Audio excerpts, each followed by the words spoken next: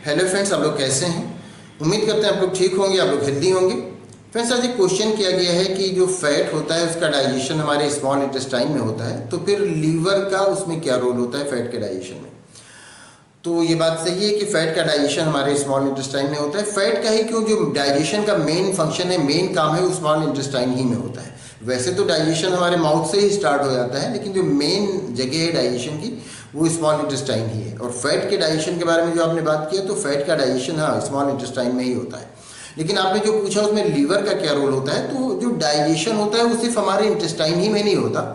मतलब उसमें के लिए सिर्फ हमारा इंटेस्टाइन ही काफ़ी नहीं होता, बल्कि इंटेस्टाइन के साथ कुछ ग्लैंड्स भी लगी हुई होती हैं, और वो ग्लैंड्स कुछ जो जूसेस को सिक्रीट करती हैं, वो डाइजेशन में मेन रोल प्ले करते हैं।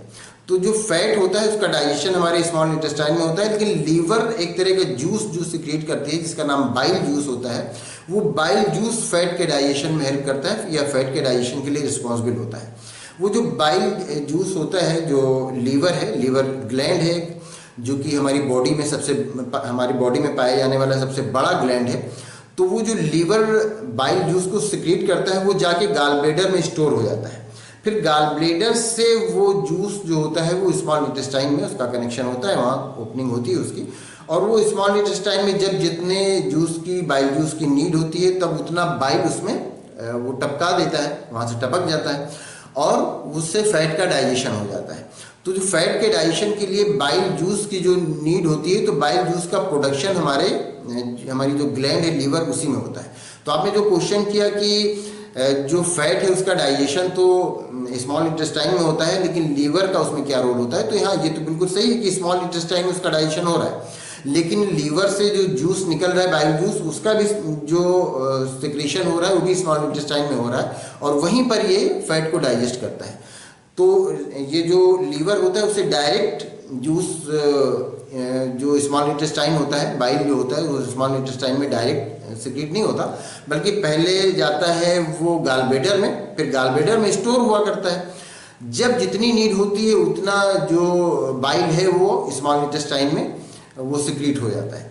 और इसीलिए जब कभी कभी किसी पेशेंट का जो गाल ब्लैडर है वो रिमूव कर दिया जाता है, निकाल दिया जाता है, जब गाल ब्लैडर में स्टोन हो जाता है, निकाल दिया जाता है, तो जो बाइल जूस है फिर वो डायरेक्ट लीवर से स्मॉल इंटेस्टाइन में टपकने लगता है, और तब जो पेशेंट होता है उसका डाइजेशन खराब हो जाता है।